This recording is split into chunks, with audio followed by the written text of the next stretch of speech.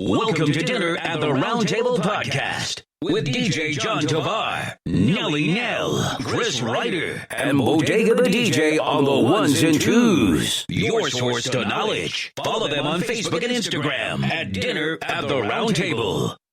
Yeah, I am DJ John Tovar, Dinner at the Roundtable Podcast with my co-host Nelly Nell, Chris Ryder, Bodega the DJ.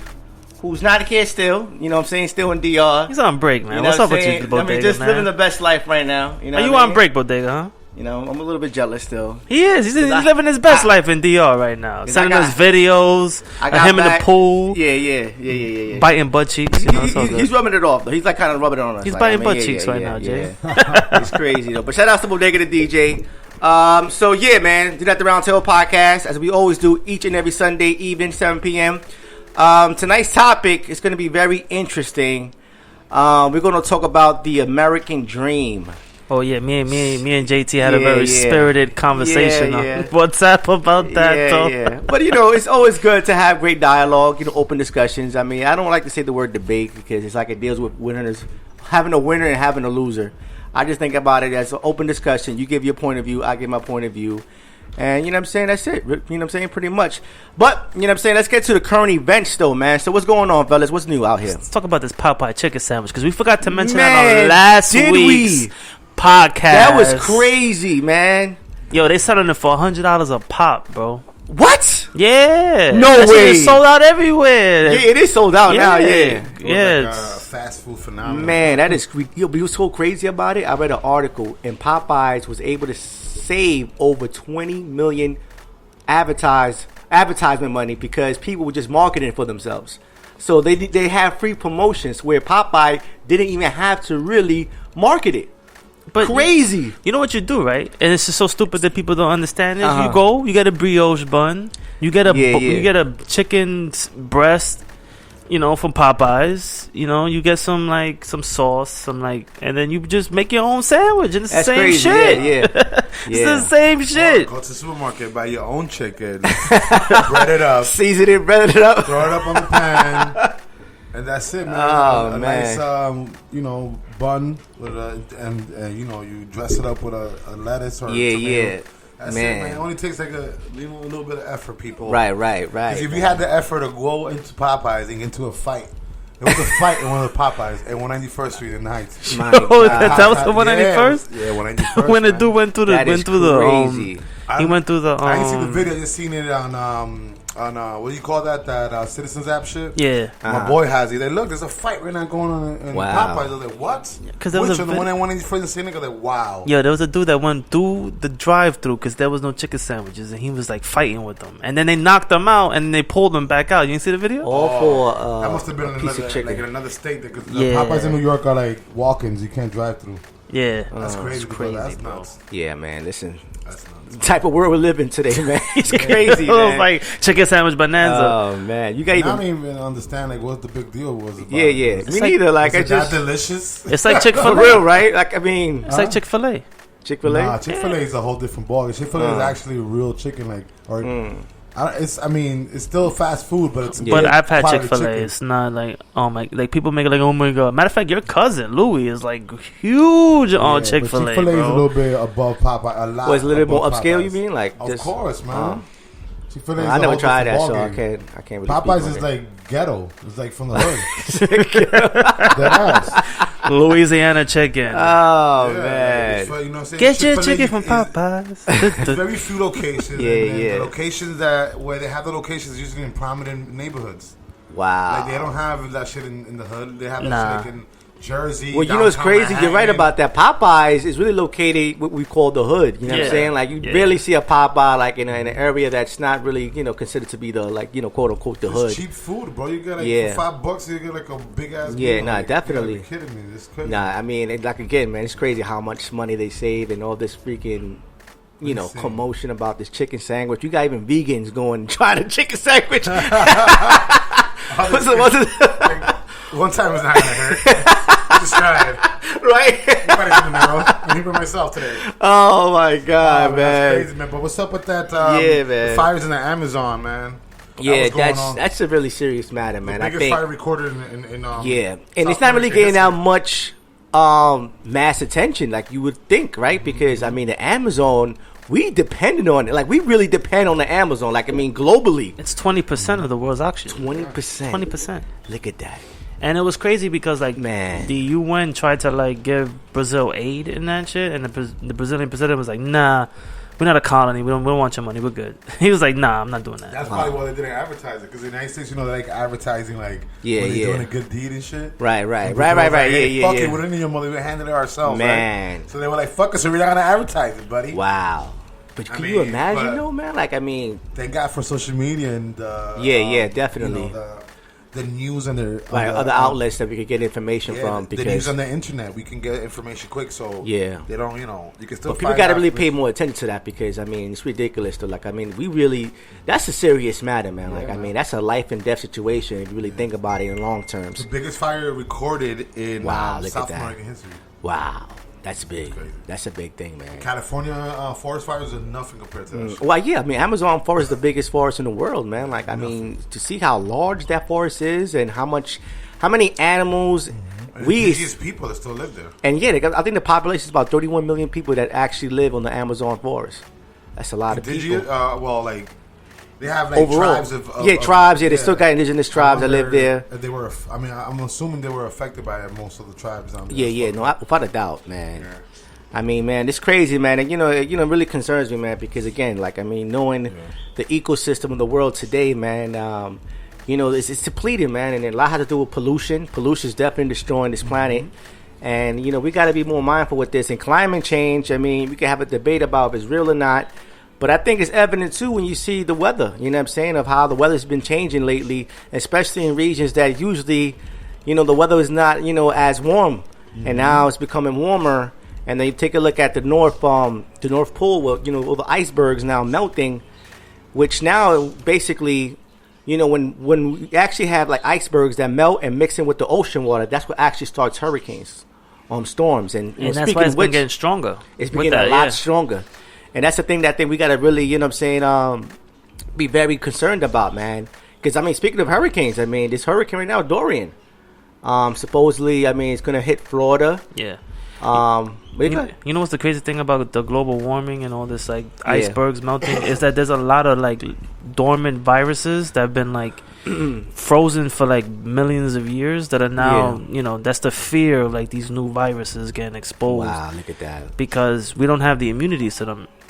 And then it'll, like, these are, like, new viruses that have been dormant. We don't have the immunities. We can get fucked up by it, like, big time. Yeah, it is crazy, man. I mean, again, it is getting warmer and warmer, man. And we depend on the ozone layer to protect us from the sun, but because of the pollution, it's definitely, creating a hole in the ozone layer, man.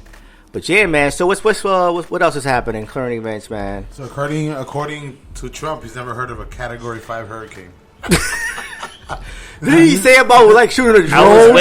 I was waiting because I heard that's not the only thing. I'm like, this guy gotta be insane, man. This is reality TV, man. I was trying to find the article where he was like, they were saying that Trump is, like, emotionally exhausted by the whole, like, what attack on him by the FBI. I can't even take him serious, man. Like, I mean, I don't know if he's just like, that's not really him. But I can't find the article, though. Or is he really that... it's just, he's a dictator. It's like, come on, guys. Man. I'm so tired. I'm so tired of these guys coming after me. I'm the president. God. You got to leave me alone. Donald J. Trump. You got to leave me alone. I'm tired, man. What's a hurricane? God. This is crazy. All these wind blowing the water and the drops. I mean, what's going on? I mean, it's got to be the Democrats creating it, and then having everybody running around crazy. Florida, it's all right. I don't know what a hurricane is. What's a Category 5, brothers? I'm here at the podcast now. I had to drop in real quick. What is it? Enlighten me, guys. Come on, enlighten the Donald. 5 hurricane is the worst type of hurricane. Is it? Yes. You sure the Democrats didn't create it? According to your your interview, he was quoted saying that you've only heard of Category 4. I don't remember that. I don't remember. I say a lot of things I don't remember. He did state that it was a possibility that we might go up to a Category 5, but he's never heard of it before. Oh, you haven't heard of it before ever? Yeah, it's a possibility. Oh, man. I don't know. I mean, Hurricane 4 is pretty. I mean, is it really terrible, guys? I mean, you know, is everything as bad as they say it is? Because Puerto Rico, it was not that bad. Everybody makes it out to be. You know, I was playing basketball with paper toilet, like everybody does. Oh man, Donald J. Trump. Kevin Hart got into a he had like a back injury, right? And you seen the pictures of the car, bro? He was nah.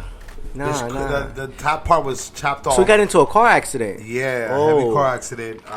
Man, he only suffered some back injuries, so he was very lucky. God bless him. That's why I don't understand. Like, these celebrities be getting into these big car accidents. I mean, they got money and fast cars, buddy. What they fucking going? They probably be fucked up. Like, I'm gonna go 120 miles an hour. It's fine. Yeah. And then next thing you know, they're on TMZ. Like, dun, dun, dun, dun, dun, dun.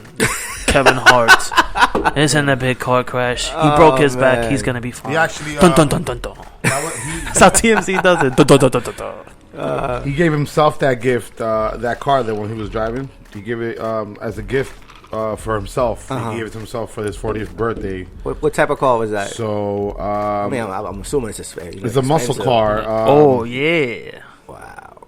Man. It's a lot. Yeah, I bet. Yeah, definitely. Dun, dun, dun, dun. Man. TMZ but I mean, Kevin Hart. Fortunately, that he's small, so that's probably like the whole shit came off. He's small, so he probably was able to. Yeah. Oh, speaking of that, Dave Chappelle's new comedy special. It's been all the rage, man. But you know what? I love that. You know why? Because he's his own boss.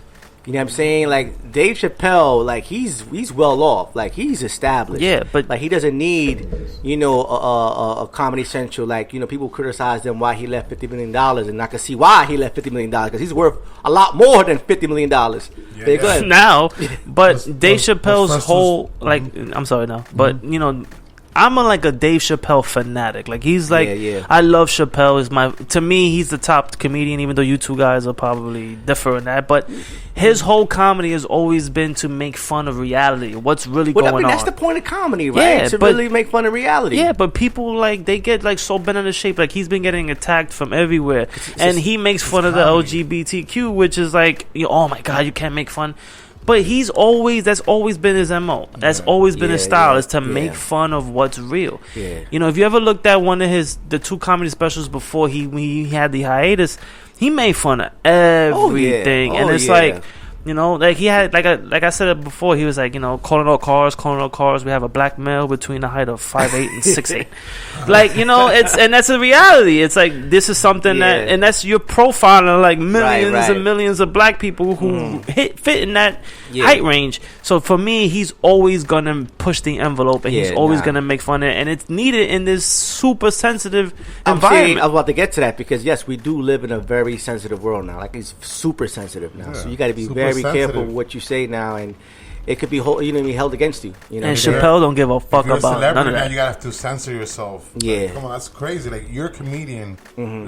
That's the whole purpose of being a comedian is uncensored. Yeah, to be uncensored, right? Yeah, you're right about that. It's to make fun of. But it's uncensored. Comedy is uncensored. You know what I mean? Especially stand up, like. Yes, especially stand up. So it takes the right of freedom of speech and the right to express yourself how you want, because people might sue you for saying the right. Exactly.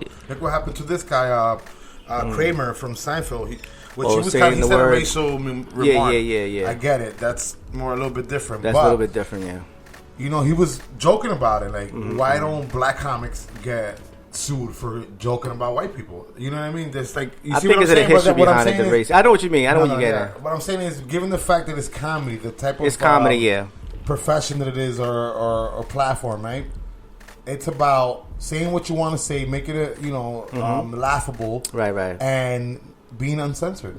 Yeah, I mean, that point, you exactly just laid it out right now, man. You know, being uncensored, that's the whole point of comedy, you know what I'm saying? Didn't Batman didn't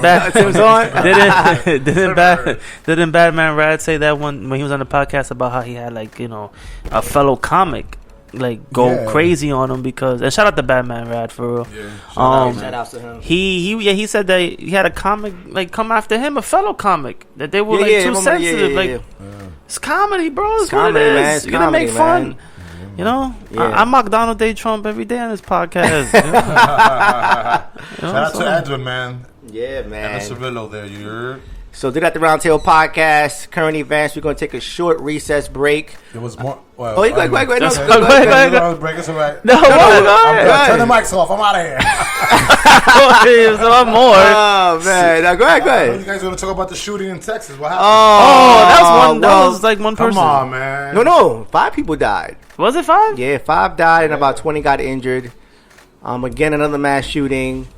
You know, this is the United States, man, and this is going to really draw into the American dream too. You know what I'm saying? People, you know, act as if this is the land of the free and everything is all good, but we go through a lot of, you know, mental stress, and there's a lot of things going on in a lot of people's lives, which now we see these, you know, horrific acts that are occurring very, very often now. And it's crazy that I'm actually saying it. Like, I mean, to even say that it's occurring very often, that's a scary thing. Yeah, for sure. You know what I'm saying? But, yeah, man. I mean, anyone else want to chime in on, or are we going to take our recess break, as we always do, at the Roundtable Podcast? Dun, dun, dun.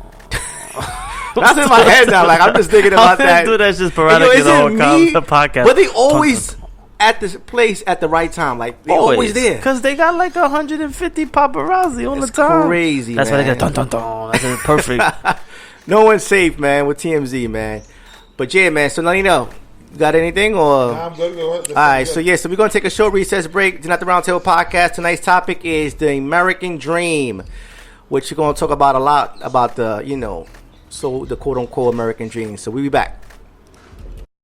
We're back. Not the Roundtable Podcast. I am DJ John Tavar. Nelly Nail, Chris Ryder, Bodega the DJ. Tonight's topic is the American Dream. I got my bus along ready though. Oh yeah, I can see right now. Yo, I posted a couple of those videos online and shit, just like trying to like, you know, mess with Nell and people. What video? Nah, the one when I was like, I pulled up and I was like, yo, Barcelona Chris. Even though Suge Nell ain't firing no shots back, you know. Yeah, that was funny though. That was funny. To Victor Royal Rambler and the no IG Ralph. Ralph, you already know, B. I'm a Hoffa, baby. Shout out to our IG followers there, checking in. Yes, sir. The Roundtable Podcast. So people been making fun of me, like, oh, what's your name? Barcelona Chris? I'm like, oh, okay. So right. Yeah. Well, we know when Barcelona Chris, he's turned up. Like, he's not playing. Last time I was real passionate though, because that was some bullshit that was happening to DR. Yeah. At that point, that's when you actually. We discovered Barcelona Chris. Yeah, that's you're right. Well, that was just. That's when you got the title. Yeah, and that was like.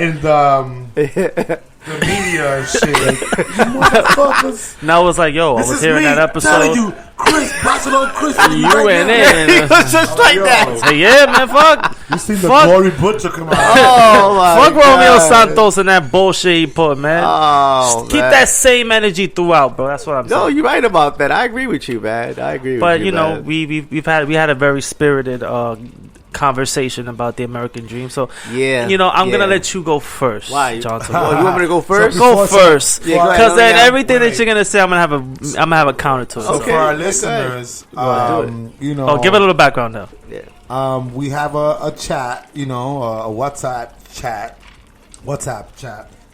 that we actually, you know, delegate what we're gonna do, you know, throughout the week, whatever, and Mr. John Tavar and Chris Ryder, my two co-hosts, had a very heated debate.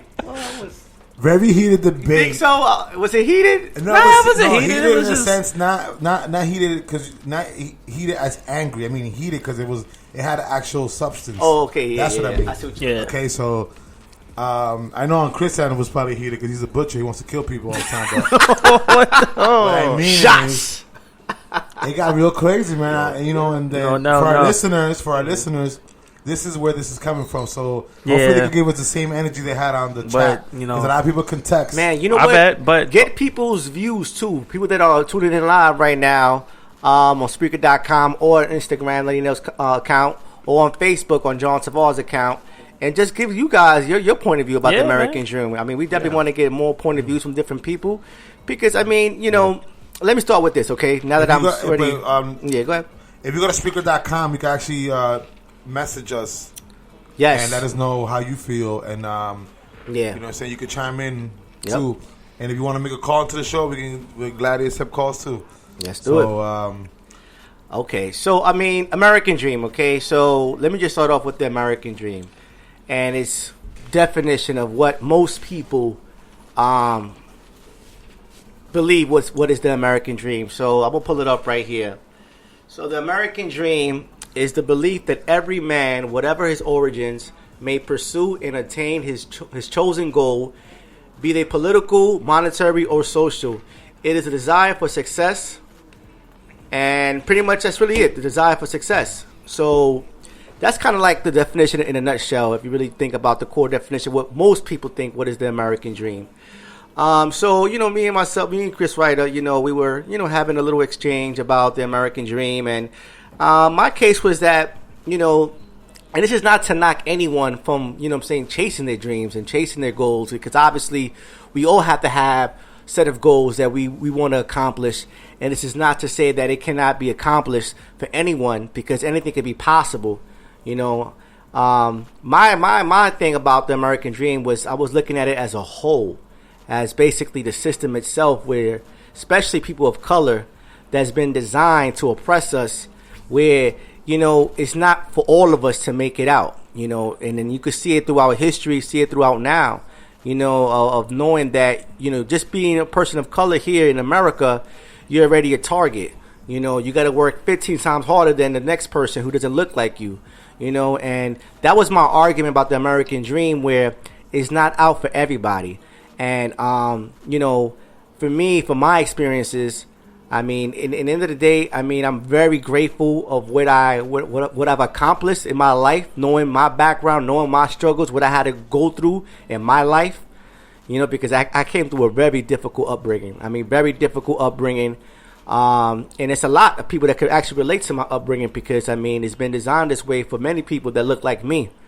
So I definitely am very grateful for what I accomplished. However, I know how the system operates. I know that, yes, you can make an argument, okay, I made it, so you can do it. But at the end of the day, I look at it as a whole. And, the system is not made out for everybody. The system is really made out for a few people who, okay, you get a pass, you could do this, you could do that.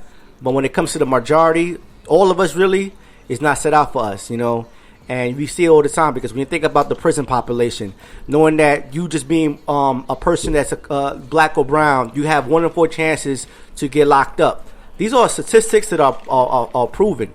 You know what I'm saying? And these are just the harsh reality of this country. Now, one can take an argument and think about, other countries have it like this.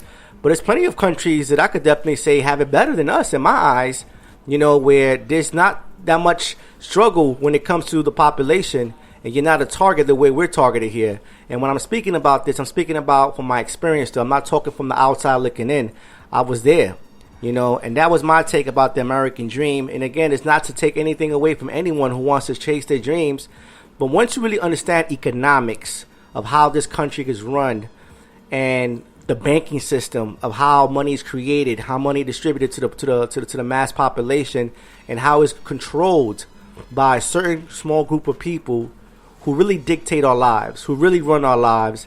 And, once you get a better understanding of that, the more you start to realize this has all been designed. You know what I'm saying? And again, this is not to knock anyone, but that's just basically my take on it. But Chris Wright, I know you want to say something. I don't want to keep rambling off. Well, I agree with you in certain stances, and I disagree with you on certain stances. Mm-hmm. I agree with you with the fact that the system was created against us. That's the truth. That's just that is the honest truth. Like, this system was created for, to me, it's like more of a survival of the fittest. And The American dream does exist, but what they don't tell you is that the amount of work you have to put into it. And a lot of people use that excuse to not attain their dreams. If you want to become a school teacher like you did, if you want to become a professional baseball player, if you want to become an author, whatever you want to do in your life, you have to work for it. And people in this world are just not willing to put in that work. If you was to say, okay, you want to be a school teacher, you have to put in this amount of hours, this amount of work, this amount of time. People are going to be like, oh, I can't do that. They're going to use any excuse, the system's against me, the system's meant to bring you down. We have to work 10 times harder, but guess what? At the end of it, how much sweeter is it to say, I did it, when everybody else said I couldn't?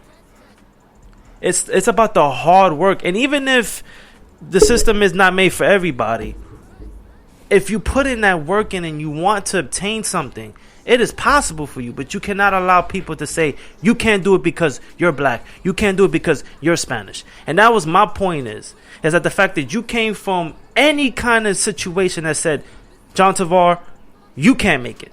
John Tovar, you belong in the streets. John Tovar, you belong in the jail cell. But you chose to say, you know what? I'm not going to conform to what society says. I'm going to do the best for me. And I'm going to work my ass off to obtain my dreams. And you did it. And to me, the American dream, and this is what people don't understand. And this is not something that they tell you. They say, okay, you know what? The American dream is you can get a $1 million home, you can get a Ferrari, you can get jewelry and all this other bullshit. No. The American dream is you want to do something. As a 5-year-old kid, let's say you want to be a firefighter. As a 5-year-old kid. Now, they're not going to tell you that it takes training. It takes 6 months of hell to become a firefighter. Not to mention you have to go do a probationary period where you're putting your life on the line. Only the most dedicated people in this world will obtain their dreams. And that's what it is. This system was put in place for a survival of the fittest. Only the strong survive.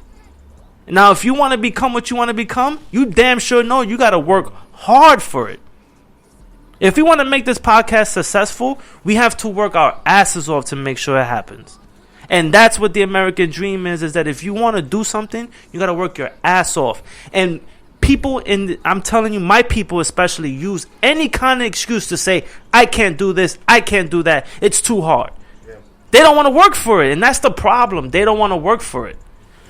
I grew up in a position in my home because my mother wasn't willing to work hard for what she had to do. And that's pure and simple.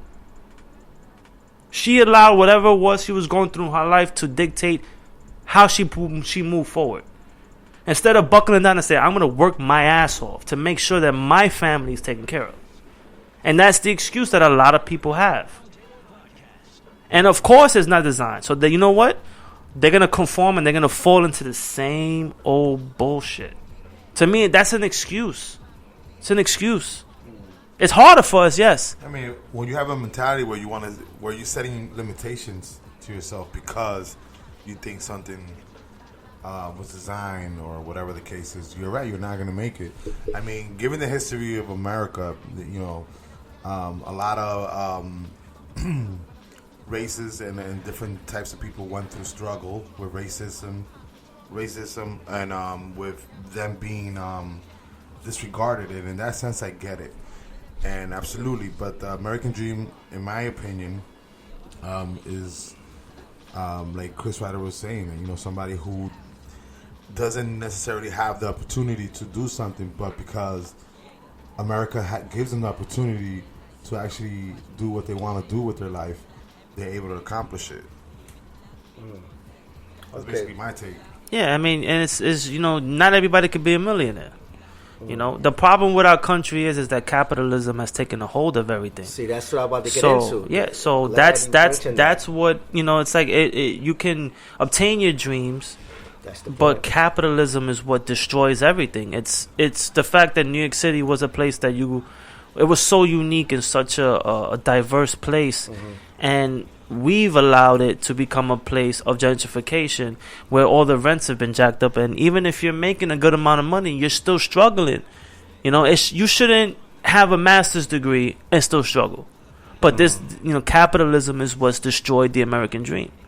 Yeah, I mean, I'm glad you brought that up because that was basically my whole argument. Really, at the end of the day, capitalism about how we got a certain group of people, a small group of people, meaning that really controls the wealth. So how is that shared equally, where people are able to live that American dream, where you have these wealthy people who hoards basically the majority of the wealth, and there's not enough money to go around. And that was my argument about the American dream. And I mean, the reality is this: the most hardest working people are the most poorest people, and that's just a fact. Across the world, the most hardest working people, they're the poorest. But they work their asses off every single day. They do what they can, and I mean, I see it day in and day out. You know what I'm saying?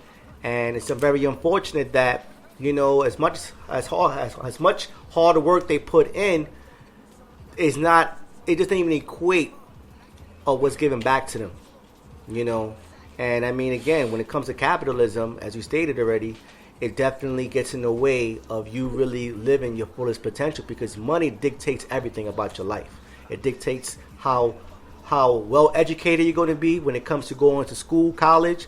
It's going to definitely dictate about your health care, if you can really afford what plan.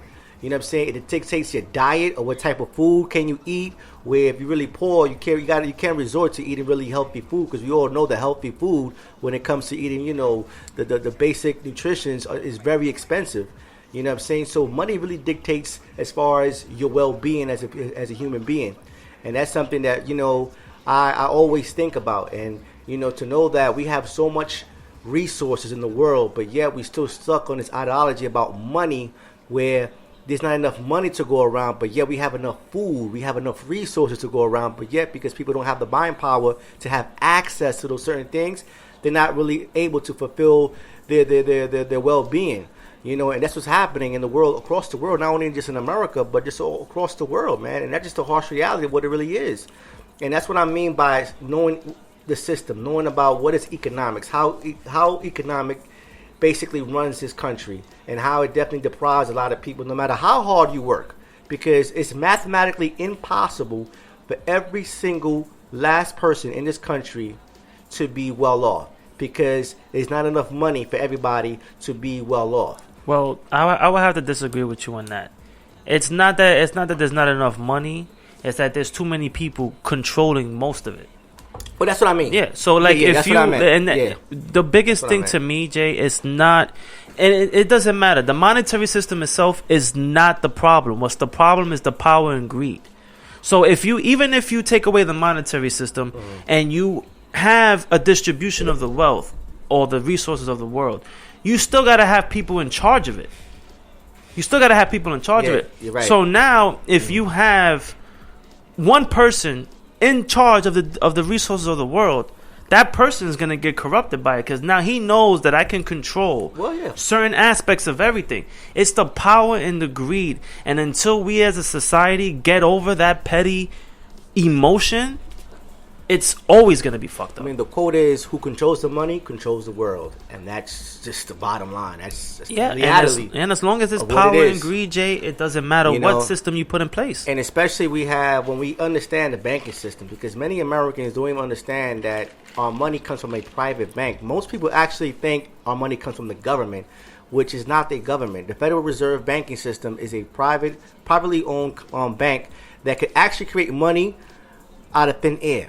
They could print all the money they want and just basically print as much as they want, and then we got to pay that money back to them with interest, which is mathematically impossible when every dollar that's in circulation has to be paid back to the bank. This is why this whole, United States in debt, it's all an illusion. It's not even a reality, because how can we be in debt when we can't even pay it back? It's impossible, because every dollar, again, comes from a private bank. But it's also educating yourself about the system, how money works, things that really don't even teach you in schools. I mean, it's just harsh reality. I mean, I take the FS teacher to my students, because this is something that people need to know. People really need to know where our money is coming from, how it's created, and how it's basically shared. And I mean, again, you made a very valid point. You got a group of people who really controls the wealth, and it becomes very difficult for people to really live their fullest potential, man. And I mean, this is why we get stuck paying bills and just living day by day, check by check. Not because, you know what I'm saying, you haven't worked hard enough, but because of the system has been so corrupted and fixed, and they are not able to have access to certain things because they lack the money. And that's what has to change, you know what I'm saying? This is why I'm so for, at least the UBI. I think the UBI is a phenomenal idea, but it's been talked about for years already. I mean, obviously, Martin Luther King spoke about it right before he got assassinated. He was trying to pass a bill because he understood the economic structure of this country. He said the only way we could end poverty is by giving people the basic guaranteed income. People have to have access to the basic necessities without having any ties to, putting themselves up for labor. It should be something that should be granted to them no matter what. And I strongly believe that, But, I completely agree with the UBI. I think it's a great idea, but there's so many problems that I see coming with that. It's like welfare, or like when you stated on the chat about minimum wage. Yeah. Now, there was a fight for minimum wage, but what was the counter to the minimum wage? Inflation. They inflated the economy so much to the point where minimum wage didn't matter. Now, if minimum wage would have went through with inflation, minimum wage should be $21 an hour right now. But it's just starting to get to 15 right now, and even with $15 an hour, it was a fight. Mm-hmm. Now with the UBI, yes, you give somebody an access to a minimum requirement. Now those people are gonna say, you know what? I don't want to work today. I got money coming in. And then what happens is that where's that UBI coming from? From the taxes of the working people. So now if I know, me personally, if I had $100 or $200 coming to me and I'm working a 5-day work week, I'm going to be like, you know what? I don't want to work today. Fuck it. So then people can't be trusted to work hard in anything that they do. It's always going to be somebody who's going to take advantage of it. I think I'll say this. I feel safer me walking outside knowing that people's basic necessities are met, where I don't have being fear of something may happen to me because someone's been so mentally damaged because of the economic situation. You know what I'm saying? Where, this is why we have all these, these horrific acts happening in this country, because people don't understand. People are going through a lot of socioeconomic stress. You know what I mean? Especially if you can't even feed your family. You got kids that are starving. You can't even pay your rent. Now you got to live out in the streets. These are circumstances that put you in situations that make you go postal and make you go crazy. And puts me in a position where now I gotta watch my back because of the type of society we're living in today. You know what I'm saying? Because a lot of people, man, they're going through a lot of stuff, man, a lot of stuff. And the majority is because of their socioeconomic position. You know what I'm saying? This is why, at least putting that in place will definitely relieve a lot of these problems that we're having today. It is not a cure. It is not to, make things, because nothing's perfect. You know what I'm saying? But at least it could relieve a lot of these problems that we're having today in this country. And the argument about, people won't work and this, that, and the third, I think people will work more knowing that they got something already established, but yet they're able to accomplish more now because now they don't have to worry about it. You know what I'm saying? They don't have to worry about making ends meet the way they used to. And actually make them really go forward with what they really want to follow their dreams. Because, how many people really hate their jobs? They have to work because they have to earn a living. But the majority of people in this country hate their jobs. But they have to do it. They have to work. They have to work. But at least establishing some sort of income guaranteed could also allow people to really chase their dreams, to really fulfill that, quote-unquote American dream. And this is why, again, that at least will relieve some of the problems we're having today in this country. You know what I'm saying? So that's my take on it, man. You know what I mean? So you want to take a short recess break before we continue, or you guys want to? How much we in? I want to say this though. I think UBI is a great idea, but I also think that necessities. Think about the necessities, right? You got rent, you got food. Yeah. If those basic necessities are met, we'll be fine. It'll relieve you from a lot of other problems. So, I get that not everybody can live in posh living environments, but I think your apartment should be dictated towards what you can afford. Instead of saying, okay, you got to work, you got to live here, it's $1,500-$1,600 a rent, but you can't afford that. You should be able to pay your rent to what you can afford. Yeah. And I think it's violent, too. Now that you bringing that up, I think it's violent when you have so much, say for instance, having a mansion with a backyard, like, I mean, it goes about, I don't know how many. It's ridiculous. I think it's being violent because you're taking away so much space, you're taking away so much resources that could be utilized for other people. You know what I'm saying? But again, we live in this world that you want to define your success by basically how you live your lavish life. And that's really because of insecurity, because only a person who's really insecure will do those kind of things. I mean, this is why, you know, when we see these celebrities, you know what I'm saying, they want to show off what they got. And, I mean, it just shows me their insecurity. I mean, you don't have to show me what you got. You know what I'm saying? You know, like, it will speak for itself, you know? And, again, that's what I'm saying. Like, we got to really change this system around, man. Like, I mean, it's going to get worse and worse if we don't do nothing about it. You know, because again, I mean, poverty is just increasing. It just, I mean, more and more people are falling into that. You know what I'm saying? And we got to definitely find a way to change that. And it's so easy to end. It's so easy to end if we were to share the wealth with each other. But power and greed, man, that shit is just the worst thing that's ever. And it's such ingrained in our DNA. It's like, you know, if I'm sitting here and I'm able to control one or two people, and that's really essentially how everything was created. You had somebody who was willing to take advantage of another person to say, okay, I'm stronger than you, you follow me. Uh-huh. And then that's how civilization was built. That's how kings and queens and nobles were built. I'm stronger than you. I have people that can attack you. I won't attack you if you follow me. Right. No, I mean, listen. I think definitely. I mean, when you have this whole idea of money, where this piece of paper, we give it so much value, but yet in actuality, it doesn't have really value to us, because again, we can't eat paper. You know what I'm saying? We can't put a bunch of bills on top of our roof to, you know what I'm saying, put a roof over our head. Like, it's a piece of paper that we become enslaved to. You know what I'm saying? And we become so enslaved to it. But that's where the power and greed comes in, Yeah, there you go. But it's the mentality. It's not the money itself. It's the greed and. But because we give it so much power to it. But it's a trade off. Think of money as a trade off. Mm-hmm. I'm giving you money. For something that I can't do.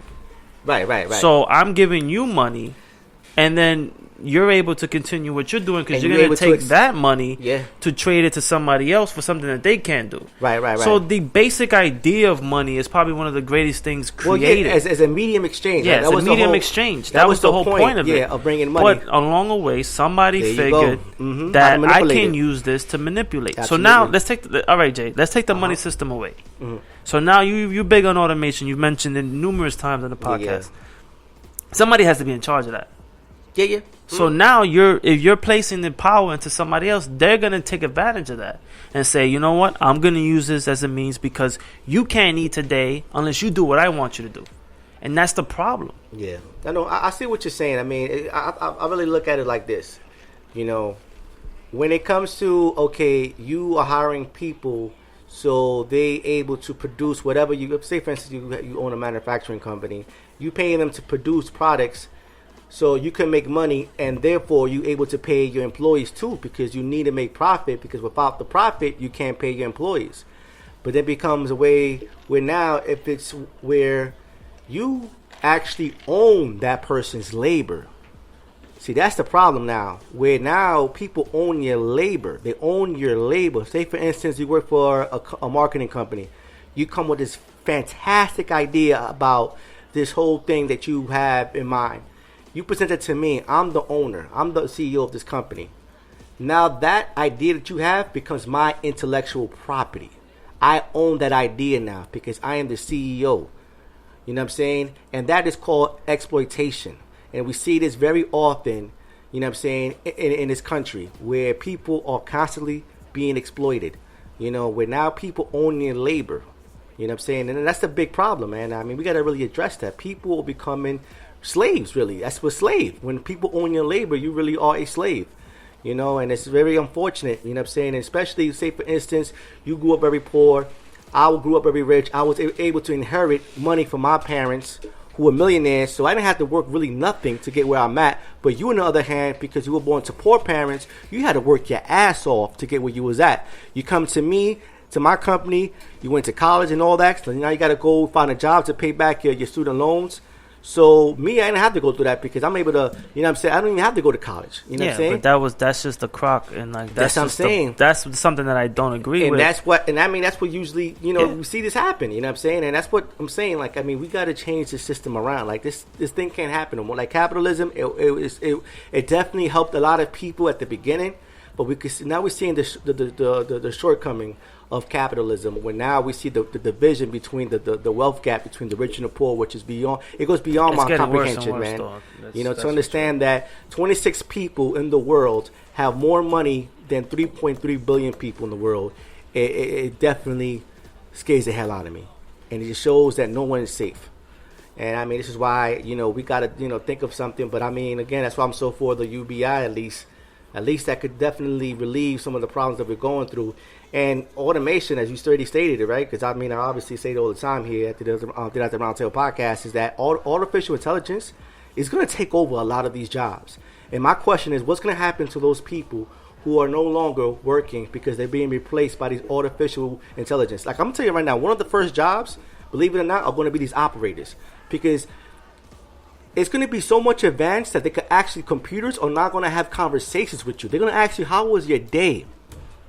Like those kind of conversations, because they're going to be so much advanced. Like, I mean, it's like you're going to see within, I'll give it 5 years, that those type of jobs are going to be wiped out. You already see the manufacturing companies and cars. Those are wiped out already. And we're going to see this continue. Fast food restaurants, oh my God, they're going to be wiped out.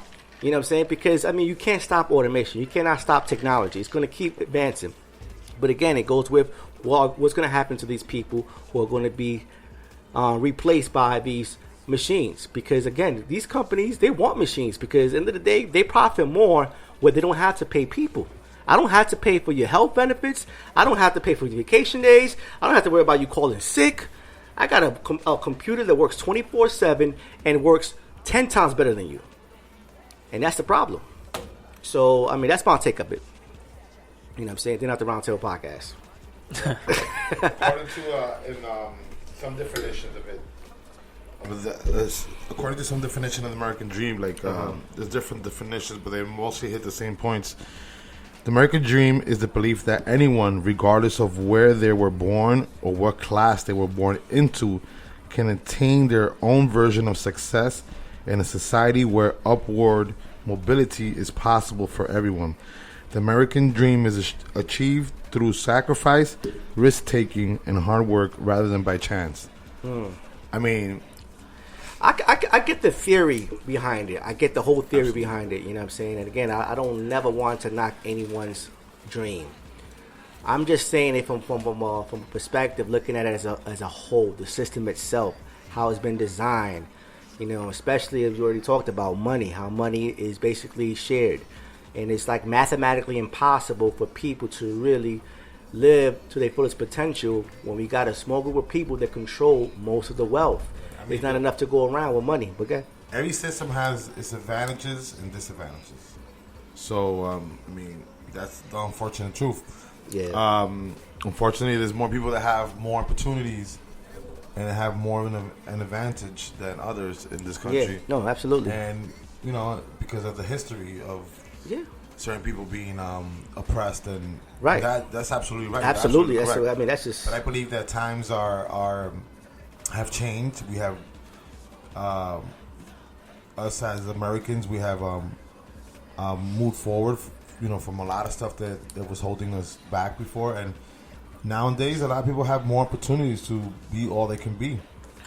Yeah, I mean, and it's easier, you know, because you got definitely. Yeah, I could see the argument in that. You know, now, but you can literally like create an empire from home. And yeah. These vendors are merchant. You know, they don't know who you are. They don't know if you're black or white. Your name is John Smith. You could be black or white. Well, yeah. And then you're making millions from your house and from your home, and they have no idea who you are. So it's easier for you to establish yourself financially without having to expose who you really are. Well, I'll say this: the internet definitely changed a lot. Yeah. You know, it definitely changed. Well, it changed everything pretty much. Look at Chiclet and Melanie. You know, this dude.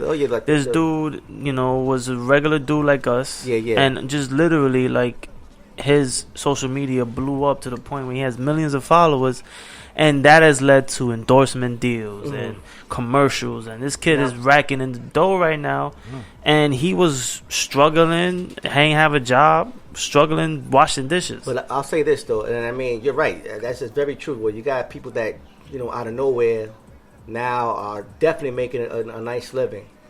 But when you come to a certain different level, the power at B will find a way to limit you, and that's just the truth. Well, I always think back to what our previous guest Aisha said. For whom? What do you mean? And it stuck to me. It's like, what's better for whom? Right.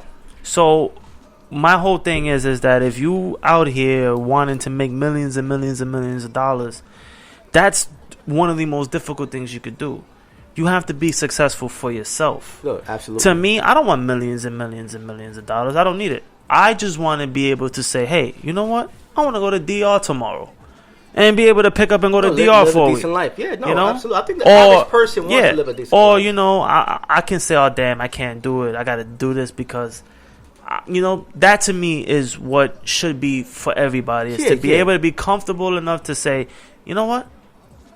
Hey, now.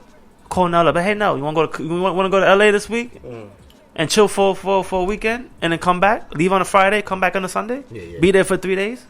Now you're right about that, but again, also, mass media definitely manipulates the perception of what is successful, what is being successful, and this is why people get drawn into, I got to be rich, I got to own this, or that's where I got to have that, and that's where they get caught up. Yeah, I mean, and it happens. You know what I'm saying? But going back what you were saying about about what I said earlier, basically about the power at B. I mean, they will definitely find a way to basically silence you, or to kind of like, okay, you good right here. You're not going any further. You know what I mean? Look at Bill Cosby. The man was trying to buy NBC. No, we're not going to let a black person own a network. There's no way we're going to let that happen. Bam. Stops. You know what I'm saying? Dame Dash, Jay Prince, and Suge Knight were getting together to actually start their own distribution company. Shut it down. Oh, no. You guys are not going to start your own distribution company. Hell no. Shut it down. So, again, we're still being oppressed. Although, yes, we're living in a better... basically, I mean, yes, we more well off than we were, years ago. However, though, we're still put in a place where they will put you out. They will put you out if they see, okay, you're moving too fast. You're going too far. No, they definitely will. I mean, that's definitely... but times are changing, like I said. Look, and Jay-Z proved that with Roc Nation. He has his own distribution, music publishing, financial power. You know what I mean? Oprah has her own TV network. Yeah. You know what I mean? Cosby couldn't get one, but Oprah has one and she's black. Well, she's her own. You see what I'm saying? And I don't want to sound like a conspiracy, but no, definitely there's been, people have been targeted to be eliminated because they are too successful, you're right. Mm-hmm. And especially when it comes to people of color or brown or black, you know what I mean? They don't want us to be in those ballrooms where they're making decisions. But unfortunately, they can't stop the wave because we've gotten educated and we also have financial power as well. Yeah, I mean, listen, you're right. It's a global market now, you know what I mean? So, I mean, fuck America. It's global. You know what I mean? It's a global market right now. It is a global market. You don't need America to make millions of dollars. You can literally make millions of dollars somewhere else. Yeah. You know what I mean? So, that's the whole thing. They kind of said, how can we get richer? Like, let's let them get rich so we can continue to be rich. And you know what I mean? So now, they don't. It's not for everyone, but they've let us in the door a little bit, and they fucked up. I know they tight right now. Well, no, absolutely. I mean, listen, this is why they was trying to find a way to censor the internet, because the internet has been a way to basically free people to make money now, where they don't have to now, get a regular 9-to-5 job. They can actually develop their own business and make some money, using the internet. But, you know what I'm saying? It's just so much to talk about. But we're going to take a short recess break. Do Not the Roundtable Podcast. DJ John Taval, Lenny Nell, Chris Ryder. Yes, sir. DJ. Tonight's topic, again, is the American Dream. You know what I'm saying? I mean, listen, we gave two really good viewpoints. I think you made some valid viewpoints. I know that I definitely said, what I think. TMZ. You know you done fucked up now. That's Nelly Nell. Yeah. You done fucked up now. Dun. Yeah, but we're going to take a short recess break, so we'll be back. We're back. Did at the Roundtable Podcast. I am DJ John Tavar with my co-host Lenny Nell, Chris Ryder, Bodega the DJ. Still on vacation. Yeah, still on vacation. Living life in DR, man. Living the best life, man. Living the best life, man. But yeah, man. Tonight's topic again is the American Dream. You know, and everything that ties into that. Yeah, definitely, man. And you know, again, man, I definitely living the American dream. Yeah, he is, bro. Yeah, he's living in the Dominican. He's in DR. When he was in Miami and is in DR, like man. Yeah. Oh yeah, he's definitely biting booty cheeks. You know? You saw the video? Yeah, you seen his story. He was biting booty cheeks. Shout out to Bodega the DJ. Yeah, shout out to Bodega. You already know, man. I want my Ninja Turtles when you come back. You heard me? Oh my god, man. I want everything Ninja Turtles, man. That's the shit when you were growing up, yo. Ninja Turtles. Now, and you guys had any favorite characters? Mine was always Leonardo, bro, because he was blue and blue's my favorite color. You know what's bro. crazy? My brother. Because he was a leader too. Like Teme was Raphael. Like the smartest out of the four, right? Donatello is Donatello is right. Yeah, I stand corrected. Was the leader. He was the leader. He was the de facto leader, but Raphael was like his biggest rival because he wanted to be the leader, but he was too much of a hothead. Well, yeah, I'm saying. So they were always like butt heads, but Leo was the. And that's dope how they actually created these characters with different, characteristics, their personality. And then they were named after artists. Yeah, you know famous artists, yeah. Yeah, it's crazy, man. Yeah. Makes you appreciate, our era. But again, tonight's topic, the American Dream. But we're going to continue. I mean, Chris Ryder, I'm going to let you take the floor since I already took the floor at the beginning. Yeah. So. Well, I'm going to keep your opening statement, so I think we should. Yeah. Back and no, forth. Well, I was telling all the guys off air about a conversation I was having with a coworker of mine who, we shoot the shit a lot. We talk a lot of shit, we share a lot, and we have a very similar mindset of thinking. He's a Libra, which is like, the exact, we're like peas in a pod, Sagittarius and Libras, because Libras are balanced. The Sagittarius tend to like go off the meter, like Nelly now knows. But we go off the meter in the beginning, and then when we get an understanding, we mellow out, But in like that first like initial, it's like we're like rah, rah, rah, rah, rah, fuck you, and then once we get then it's like. Yeah, but it's about finding a common starting point where it's not like I'm trying to attack you and trying to get aggressive unless you said some real outrageous stuff. Yeah. So I've been talking to a lot of different people, especially today, about the American Dream, and I talked to him, because he was born smack in the middle of like the civil rights movement. He was telling me that his family would tell him that there were tanks rolling through their neighborhoods. Oh yeah, I bet. And they were like smack in the middle, and this guy is a strong guy, and he was born smack in the middle of that. So think about how much we've progressed in those 50 years. Yeah. And he's like, I asked him, what do you think about the American Dream? And then he came in and was like, well, I don't think it's built for us. And then I was like, what are you talking about? And then he was like, hold on. Then he said what it really was, and I said, oh, I think exactly the same as you do. And then my whole thing is like, it's not built for us. It's never going to be. There's always going to be people. Think about why Africa is considered such a black hole right now. When Africa was the pioneer of the world, they taught the rest of the world what it meant to be clean. Yep. Yep. What it meant to be to invent things. A lot of ideas. writing everything. Black people. Yep. Mayans, Incas.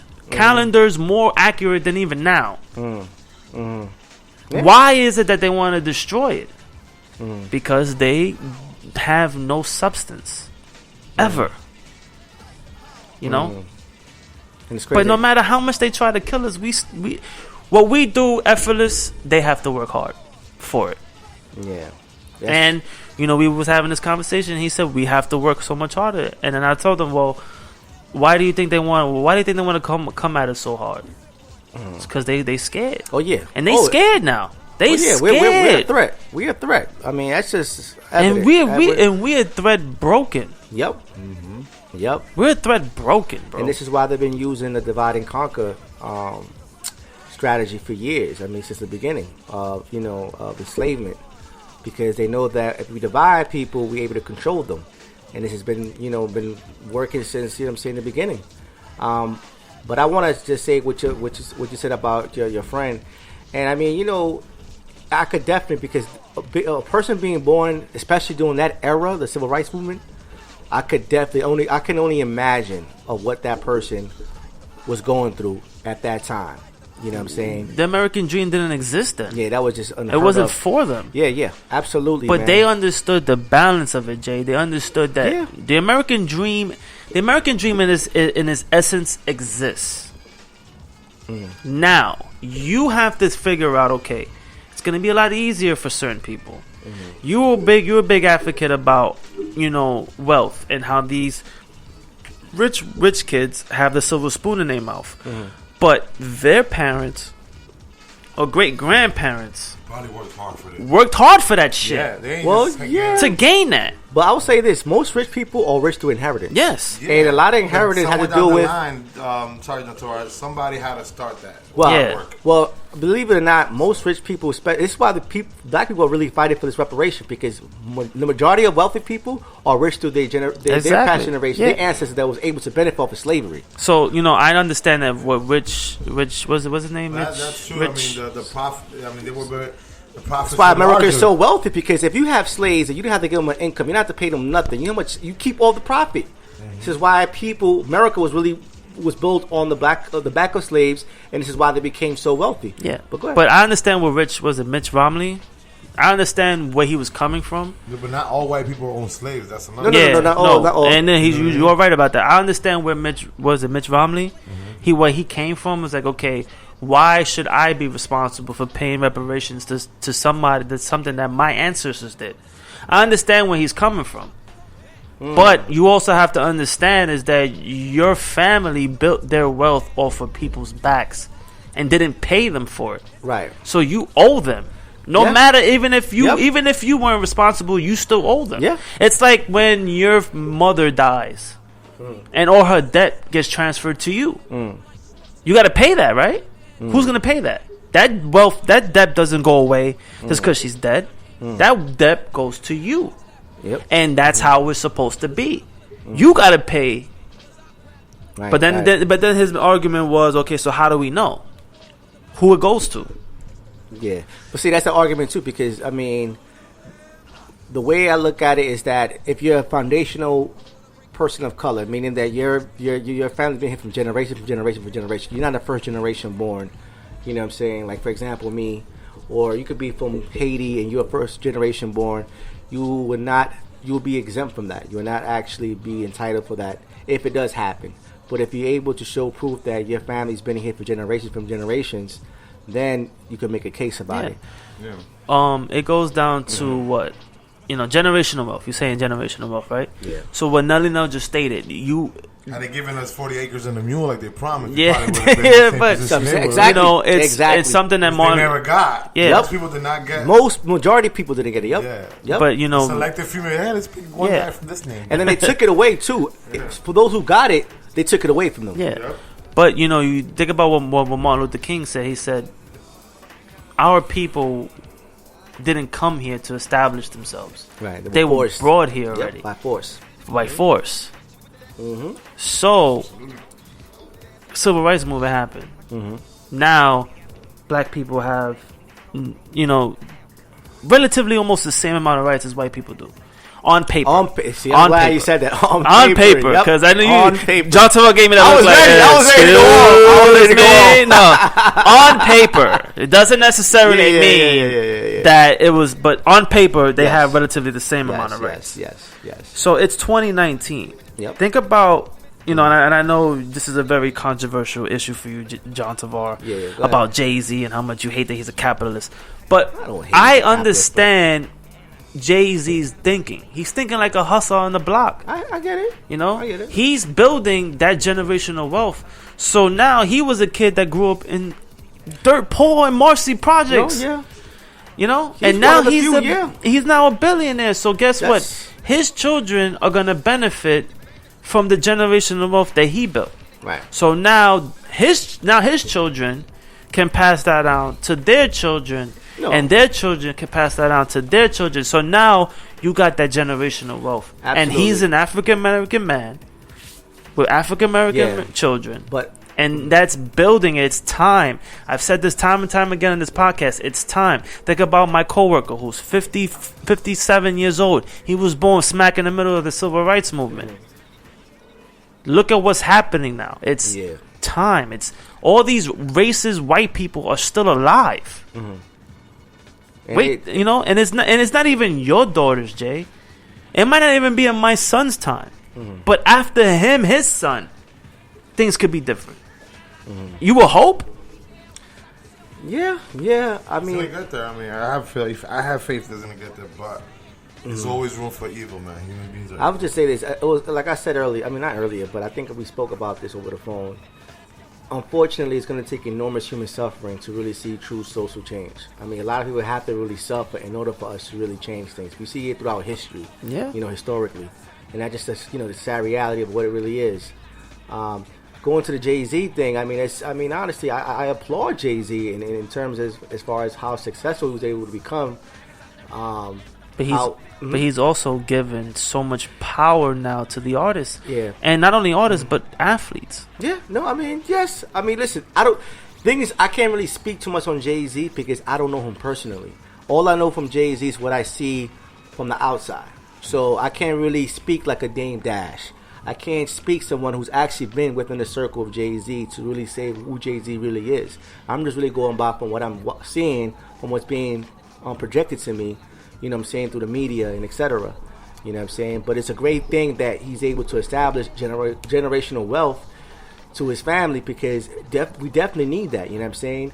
Unfortunately, we need to have more families like that. But it's just the harsh reality, man. It's just not meant for everybody to actually have that wealth and us to be put in positions that we're able to really establish that. You know what I'm saying? Because, again, man, I don't want to keep... saying it be repetitive, but, we are living in a system that we are trapped. We are trapped. But we cannot allow that to dictate to anything, Of course not. We got to fight back. Because we do.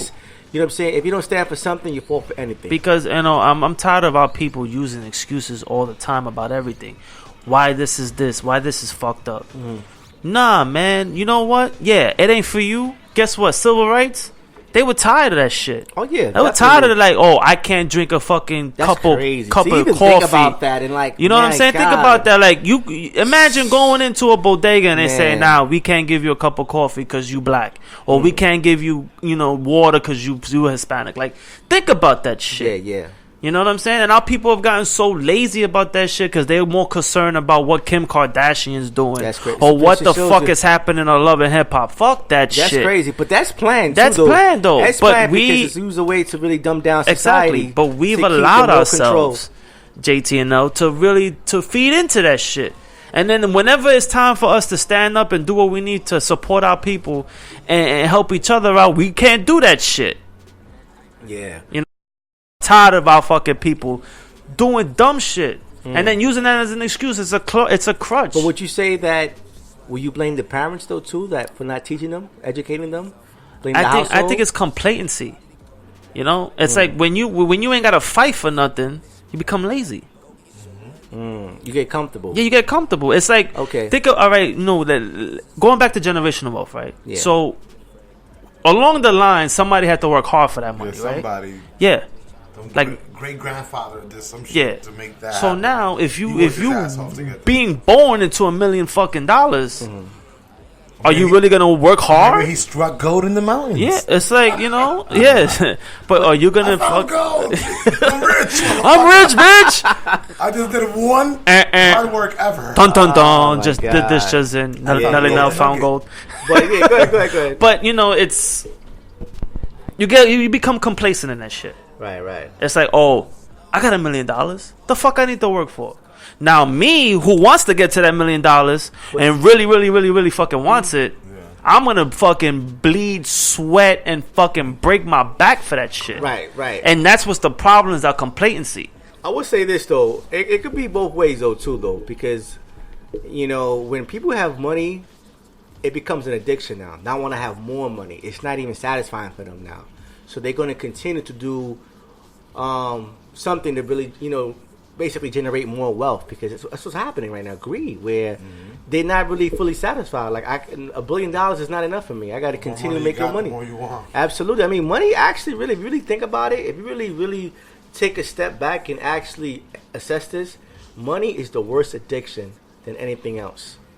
It is the worst addiction. You know what I'm saying? Because, I mean, to even know that you have all the land you want, have all the necessities you basically met already. You got everything that you desire, but yet I still want more. I have a gold-plated toilet. That's not enough for me.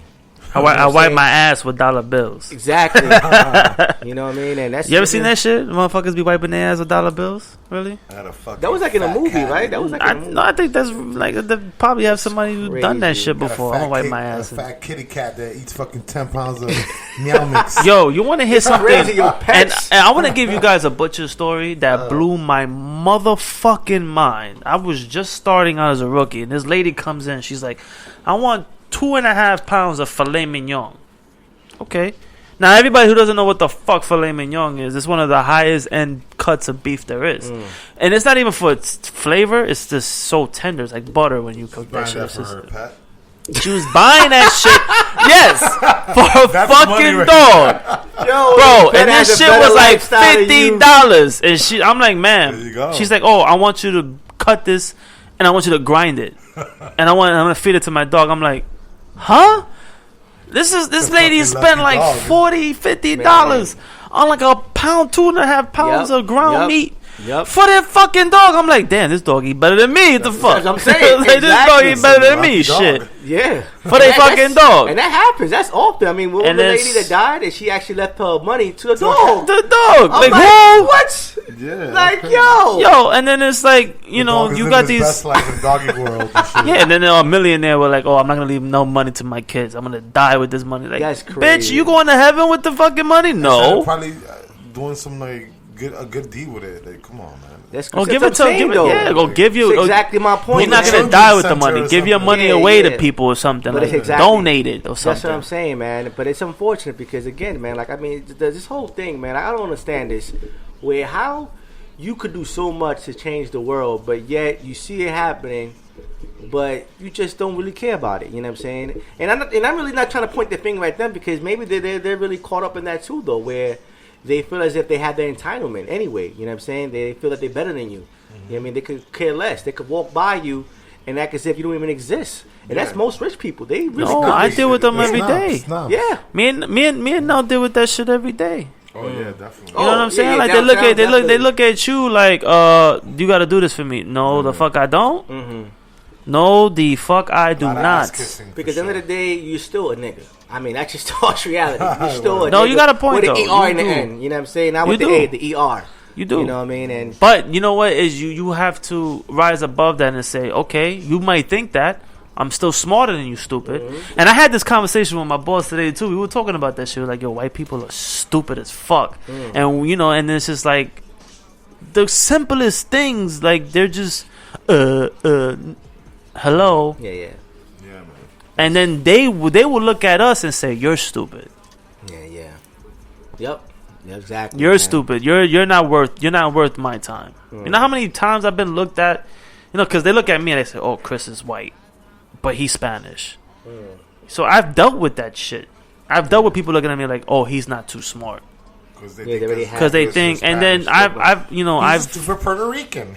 Yeah, and then, you know, for me, it's like I kind of like stutter a little bit because I suffer from a lot of like confidence issues that I've like kind of grown out of.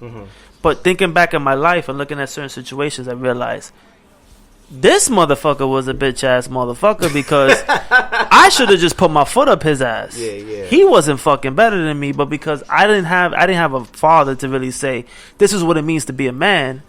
Fuck what they saying to you. Yeah, to get that, you know, talk. I allowed them to get that head up on me. Yeah. No, and so until now that I'm the age that I'm at, that I'm like, you know what? You a bitch ass motherfucker. Well, it's about growth, man. It's about that growth. You built some balls there, buddy. Yeah, I have balls now. Yeah. I mean, I'm like a little bit of a lunatic, bro. Yo, I be doing shit to bosses. You had a kid. And I just walk out of my job right there like, wow. Like, I said that to this motherfucker. But I'm glad you're doing that, though. Yeah, again, you have if you don't to. stand for something, you fall for anything, man. And you definitely got to, I mean, you got to, you know what I'm saying? It's a way to really do it, to handle it, but you got to make sure that your presence is felt. Yeah. And they give you that respect.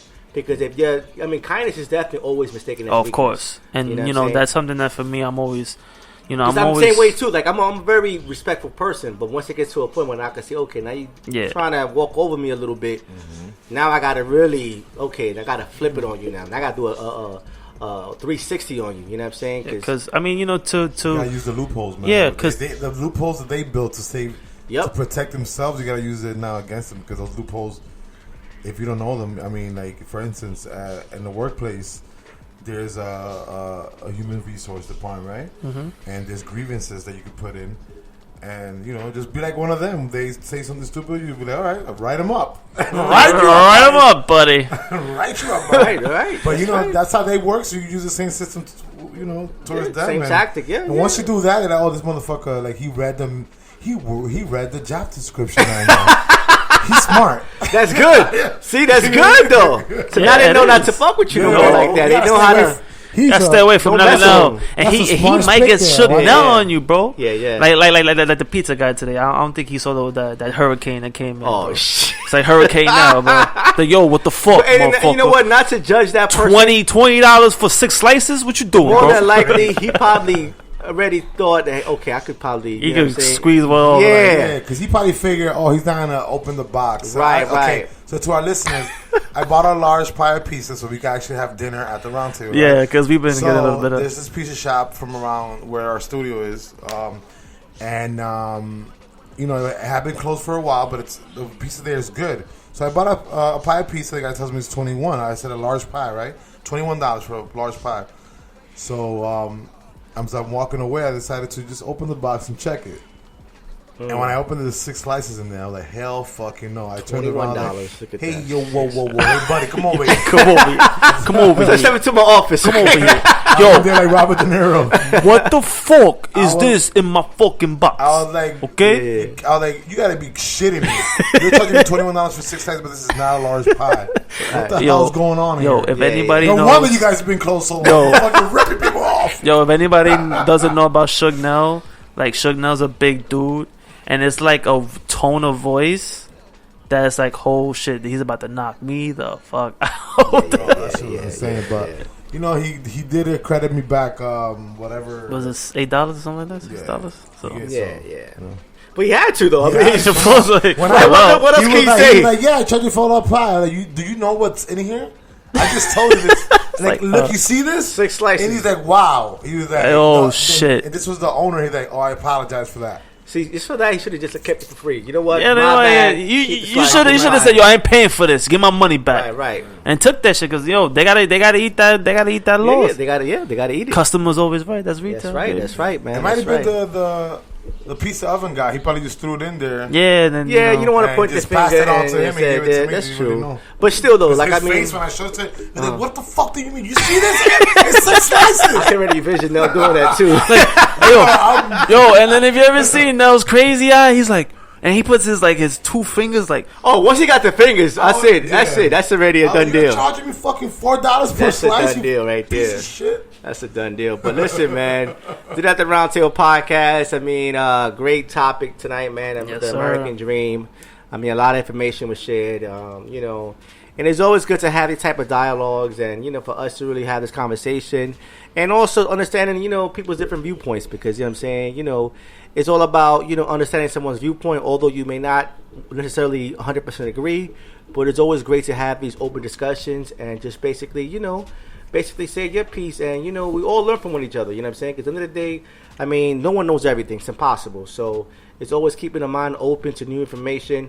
You can't be always closed. Well, you never could be closed-minded and feel always one-sided. You know what I'm saying? For me, like, I'm always open for new information.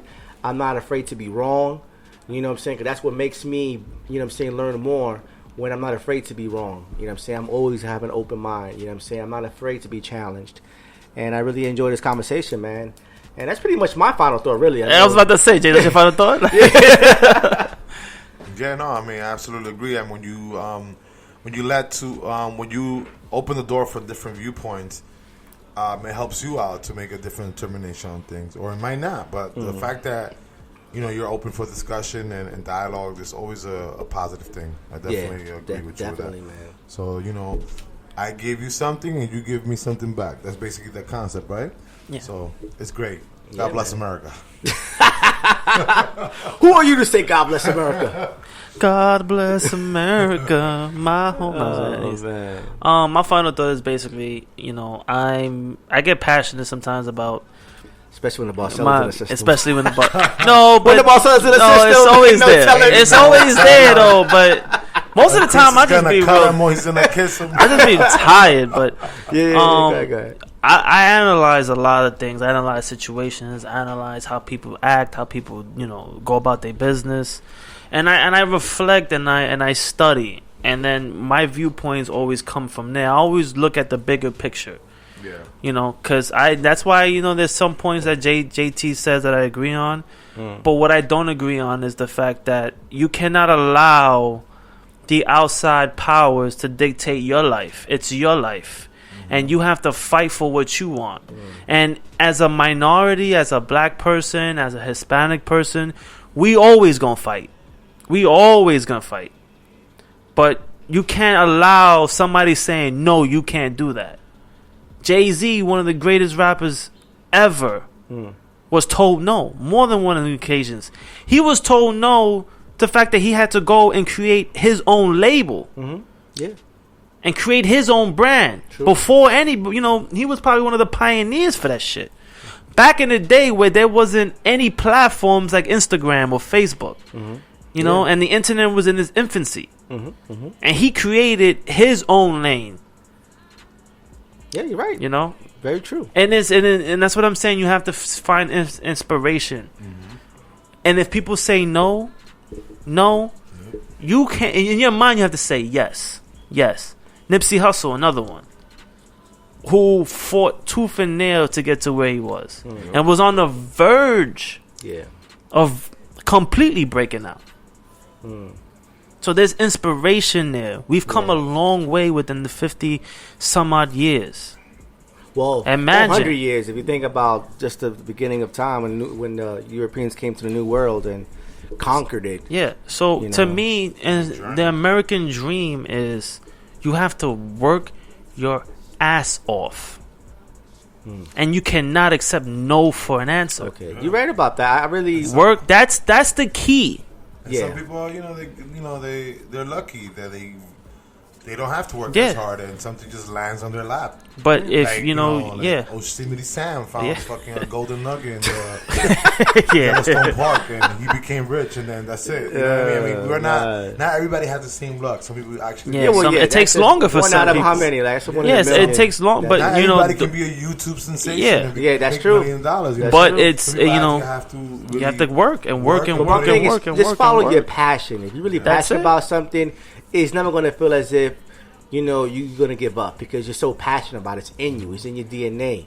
So as long as you're passionate about it, you're going to find a way. You know what I'm saying? In that terms, you know what I'm saying? Exactly. And that's I'm for that. And I'm with that, because that's really believing in yourself. And that's my point. And your belief is stronger than anything. Yeah, and that's my point. When it comes to your inner self.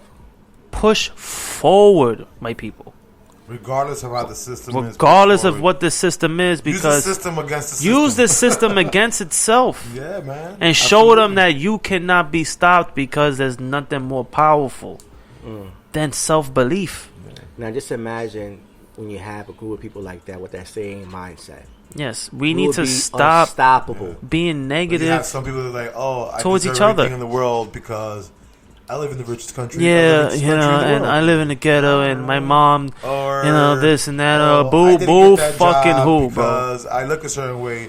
Yeah, maybe you didn't go with the proper attire to the interview. Why don't you look at yourself? Wasn't up to par. Up to par, or does some people just the entitlement issues is real big, especially in the United States. Push forward. Everybody feels like entitled, and that's my thing. Push forward. And you know what? You just don't get something just because you look cute or whatever. Some people do, but some people actually hard freaking work, man. Honestly, you know, like that's come on, these oh my socialites, god, man. I'm so pretty. That's you gotta give me a car and because I'm pretty. You said the wrong message, guys. Come on. But what I'm saying is that some people feel entitled. You know what I mean? And you don't deserve anything unless you work for it. All right, that's how it is. You gotta put in some type of work to benefit of the results, right? And that's the American dream. And that's my final thought right there. Yeah, you know what? We're gonna leave it like that. You know what I'm saying? But I want to just say one more little thing. We're going 3 hours. I know, right? We got an hour left. No, we're good. But when you talk about entitlement, that really was really pertaining to this generation. They feel more entitlement. Oh, yeah. You know what I'm saying? Because they're born into something that's so instantaneous now. You know what I'm saying? Where they don't have that Instant patience. gratification. Yes, there you go. Perfectly said right there. You know what I'm saying? And that's what's happening because the era, the age that they're born into. So it's very different from us that we weren't born in that era. We weren't born with that instant gratification, where we could do things very differently. But again, I mean, That's crazy that you brought that up, man. Yeah. But it's the truth, though. It is. Because it is. Like, they don't want to wait to receive something. They want it now. Yeah. Because that's how everything is. That's how their environment is. Yep. Because of, social media and everything happening so fast. Yep. They're like, no, I want it now. Right now. Fucking spoiled. Not now, but right now. Like an ingrate, right? Like an ingrate. Somebody who's like an ingrate, you know what? Like a spoiled brat. Yeah. That's insane. Fuck you, mom. I want my meatloaf right now. My God. Fucking hate your ass. Oh, man. Listen, we're going to sign off, she was never born into this stupid family. I wish my son does dumb shit like that. Like, I tell people all the time, I am with all the shit. Snobby white kids. I'm with all the shit. That was it. I want what you want now? No. You want to cry? Go ahead. Okay. I remember when I was working in the eye care office. This lady comes in with two young girls, right? And they both look like her, or whatever. I don't know the difference. But the whole point was that at one point I said, "Hey, ma'am, you could tell your daughter to pass on to the eye exam room now." She's like, "That's not my daughter. That's my stepdaughter." And I was like, God, excuse Fuck me. you. You're not my mother. You're my stepmother. You fucking. And Word. Like, how do people talk to each other like that in a family? That's insane. Yeah, like that shit happened in a Hispanic house. So she'd have been slapped 20 times before she even uttered the word stepmother. I mean, it happens in all races. What I'm saying is like, they definitely were well. They were a family that was wealthy, so they just all feel entitled to say whatever the fuck they want because they don't care. Yeah, and especially like you just said right now, being brought up wealthy definitely gives you more of that entitlement. Ego where fuck the world, you feel ask me for shit. Yeah. Dun dun dun. Oh man, but listen, we're gonna sign off, man. You know what I'm saying, At the Roundtable Podcast. Make sure you tune in Spreaker.com and all digital platforms each and every Sunday evening at 7 p.m. I am DJ John Tavar, Nelly Nell, Chris Ryder. You gotta say Barcelona. Oh, Barcelona, Chris. My bad. That's right. How we behaved, even though you're in the sun having fun. Oh yeah, Bodega. Bodega, you missed, baby. Yeah, man. Yeah, but he's out there like he's living his best life. This guy right here. Bodega. He's living his best life.